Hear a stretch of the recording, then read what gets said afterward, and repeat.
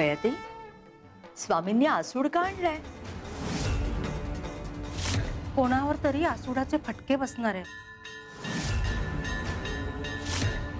हो गयाते, आज नक्कीच काहीतरी घडणार आहे.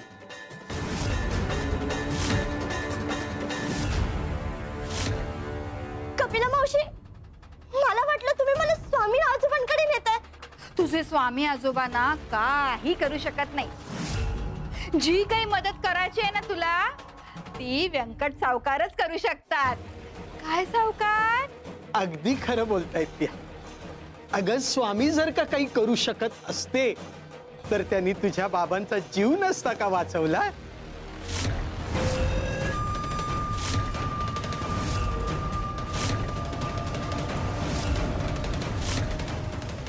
अगं था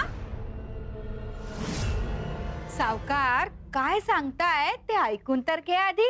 हा सावकार, तुम्हाला काय बोलायचंय ते बोलून घ्या तिच्याशी. हा या. पौलमी, नाही, माझ्या आईने सांगितलं यांच्याशी बोलायचं नाही, यांचं तोंड सुद्धा बघायचं नाही. नको बघूस. पण आधी हा कागद तर बघून घे. तुमचं सगळं कर्ज माफ केलंय मी.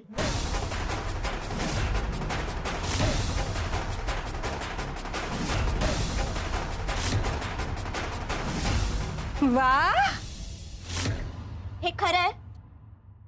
होऊ शकतं. तू जर का लग्नाला तयार झालीस ना तर हे खरं होऊ शकतं.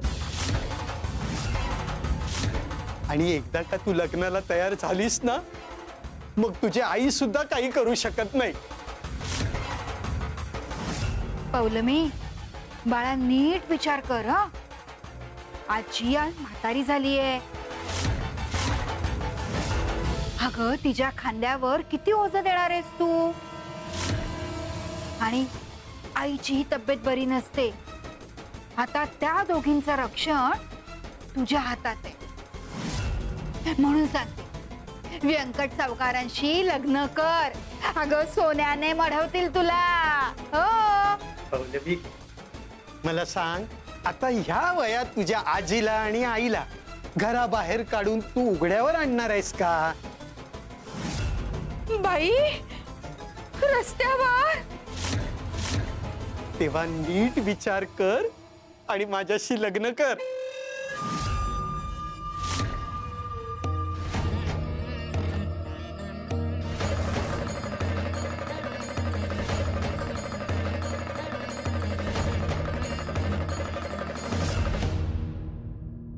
नाही, मी तुमच्याशी लग्न करणार नाही.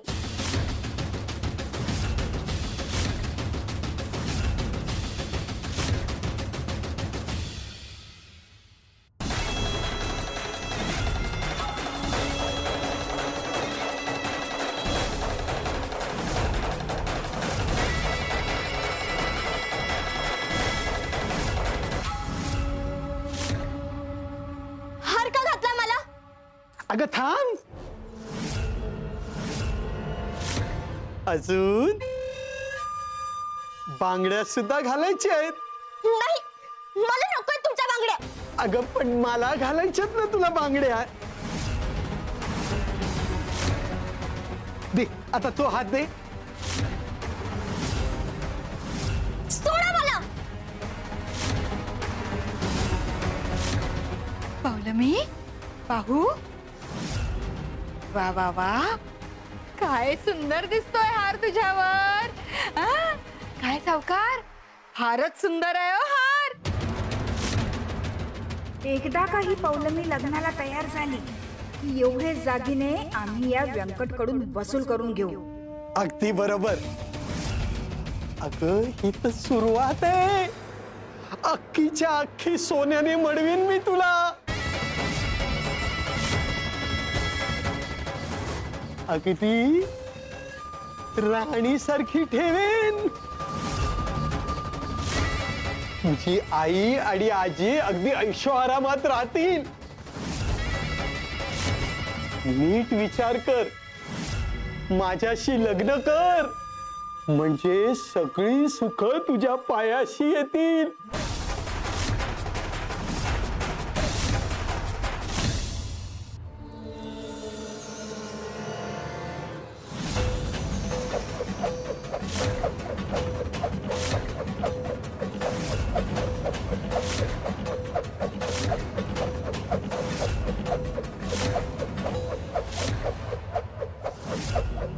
फक्त माझ्याशी लग्न कर, नीट विचार कर आणि माझ्याशी लग्न कर. पौर्णमी, अगं लग्न कर ग माझ्यासोबत. हो म्हण लग्नाला. आई!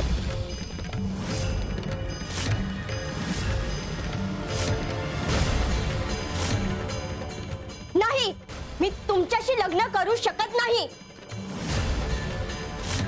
लाज वाटते तुम्हाला?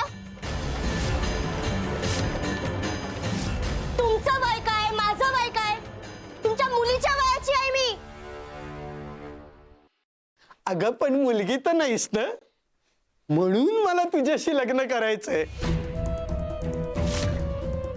अगं आणि वयाचं काय घेऊन बसलीस?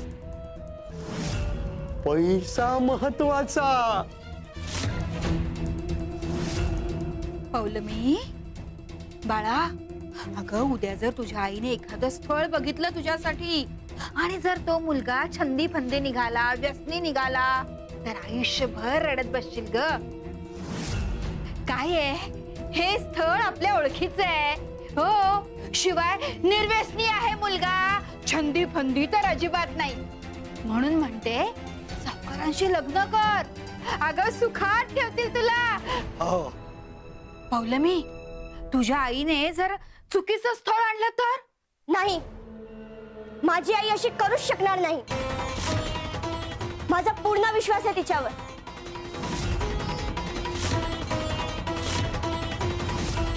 आणि स्वामी आजोबाही आमच्या सोबत आहेत. ते आमच्या सोबत असं वाईट घडूच देणार नाही. पौर्णमी, तुला अजूनही वाटतंय की हे जग फार सुरक्षित आहे म्हणून? तुझ्या बापाचा खून केला कुणीतरी, तसाच तुझ्या आईचा सुद्धा कुणीतरी खून केला तर?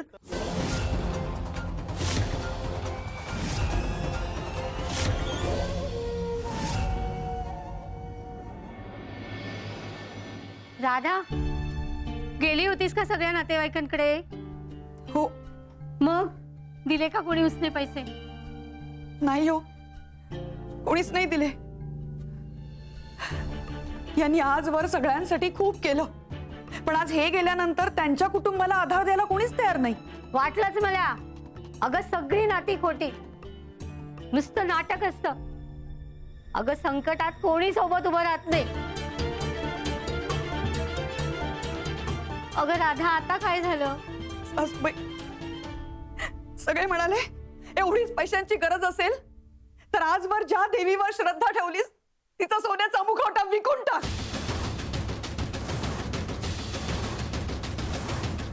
असं कसं म्हणू शकतात? देवीचा मुखवटा विकायचा?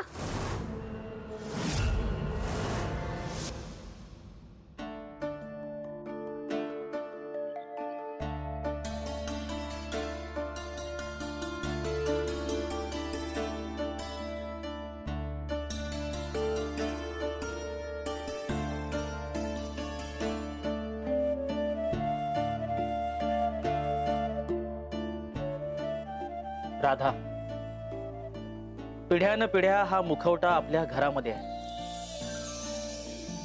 आजवर अनेकदा आपल्या घरावर संकट आली, अनेकदा चोरीचाही प्रयत्न झाला, पण आपल्या पूर्वजांनी जीवाची बाजी लावून हा मुखवटा जपला.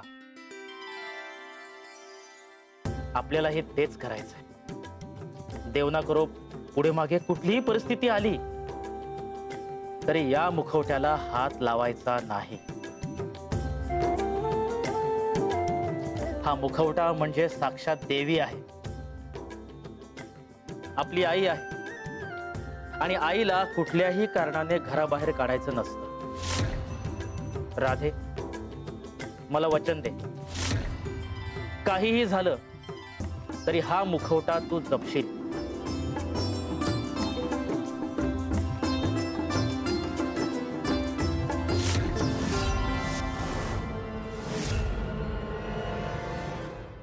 नाही, मी तुम्हाला वचन दिलंय. मी तुम्हाला पुन्हा वचन देते, असं काही होणार नाही. मी देवी आईचा मुखवटा जपेन. आई, आई आता तूच मार्ग दाखव. मी काय करू? माझी जमीन, माझं घर, माझी लेक, हे सगळं मी कसं वाचवू?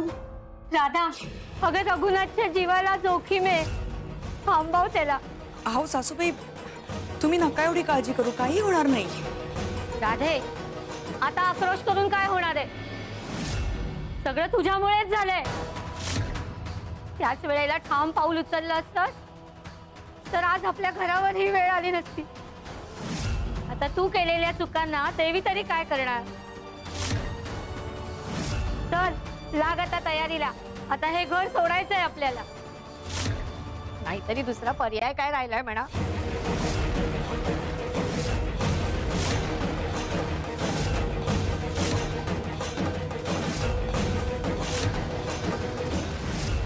म्हणून म्हणतोय, आयुष्य जर का सुरक्षित जगायचं असेल तर माझ्यासारखा चांगला जोडीदार महत्वाचा आणि पैसाही महत्वाचा.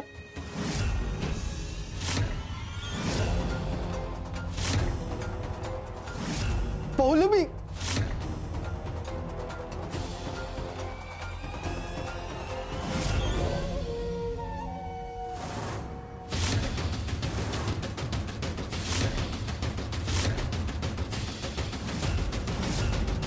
कुठे? सोडा मला. अशी कशी सोडणार तुला? हा?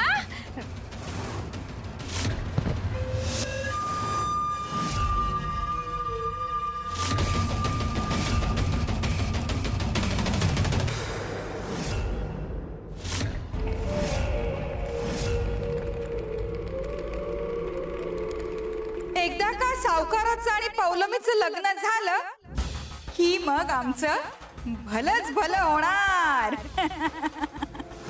आता काही करायचं नाही. जे काय करायचं ते व्यंकट सावकार आणि पौलमी.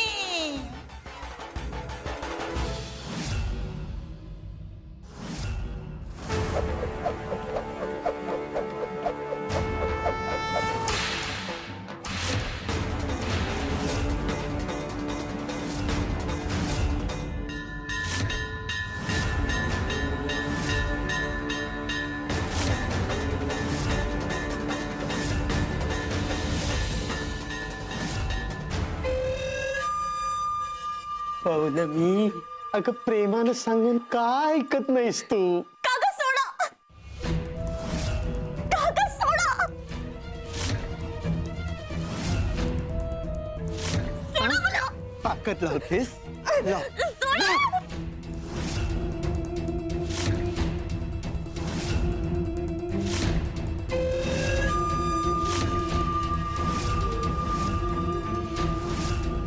पौलमी, एक गोष्ट नीट लक्षात ठेव.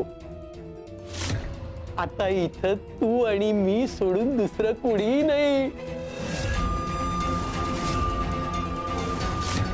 कपिला माईनं बाहेर दाराला कडी घालून घेतलीये.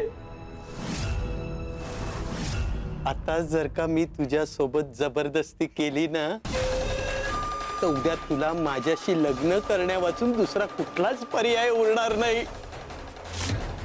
प्रेमानं सांगतोय तर ऐक ना. मला उगाच जबरदस्ती करायला लावू नको.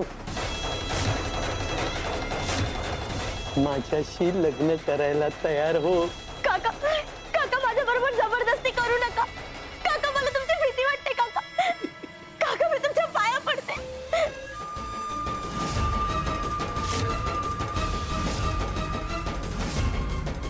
श्री स्वामी समर्थ. श्री स्वामी समर्थ. श्री स्वामी समर्थ. घे घे, आणखी मोठ्याने नाव घे त्याचं. स्वामी आजोबा, वाचवा मला. पण काही झालं ना तरी तुझा तो स्वामी आज तुला काही वाचवायला येऊ शकत नाही. स्वामी आजोबा वाचवा.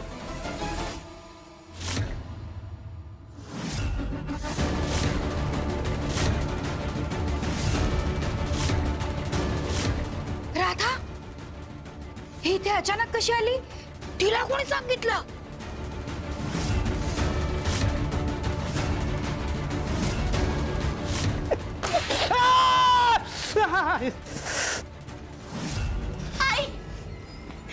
राधे,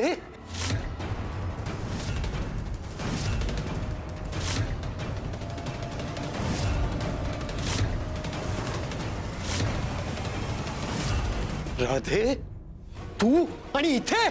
व्यंकट, माझ्या लेकीच्या अंगावर हात टाकलास तू? अजून हात टाकला नव्हता, पण आता टाकतो की नाही बघ, आणि तेही तुझ्या समोर. असं आय, आय, आय, आय, आय.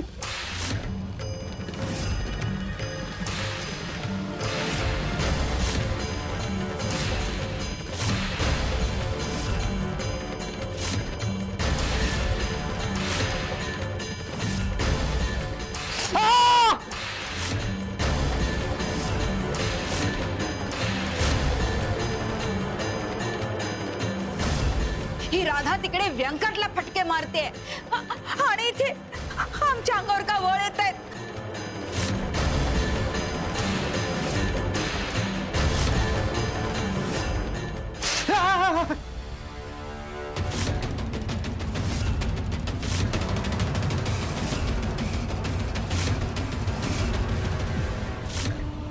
या पुढे माझ्या लेकीला हात लावलास ना, लक्षात ठेव, जीव घेईन तुझा. राधे, जीव घेईन.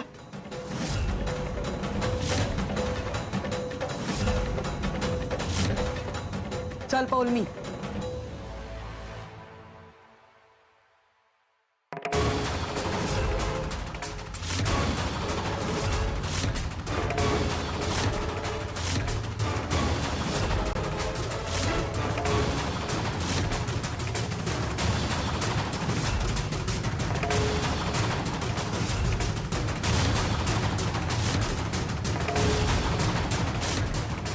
काका, जर पुन्हा माझ्याकडे वाईट नजरेने बघितलं ना, माझी आई सोडणार नाही तुम्हाला.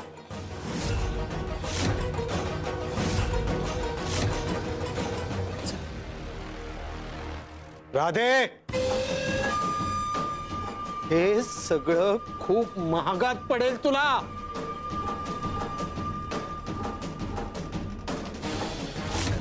काय म्हणालास? महागात पडेल? कोणाला महागात पडेल ना, हे लवकरच कळेल. व्हायचंय? राधे, हाच हात टाकलास ना माझ्या लेकीच्या अंगावर. राधे, सोड हात, फार दुखतोय का माझा?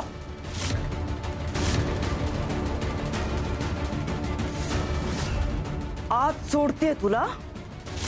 पुन्हा जर माझ्या लेकीकडे वाकड्या नजरेने पाहिलंस ना, हे डोळे काढून तुझ्या हातात देईन.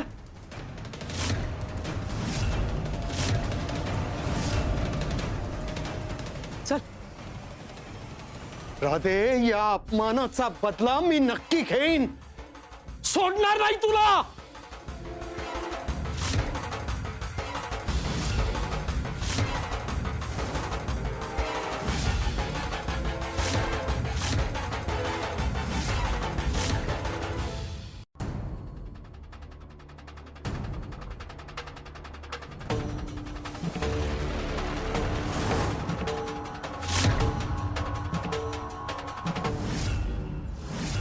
आई, आजवर मी तुला असं कधीच पाहिलं नव्हतं. तुझं हे रूप अगदी वेगळं आहे. बाळा, हे रूप आजचं नाही, प्रत्येक स्त्रीच्या अंगी हे रूप असतं.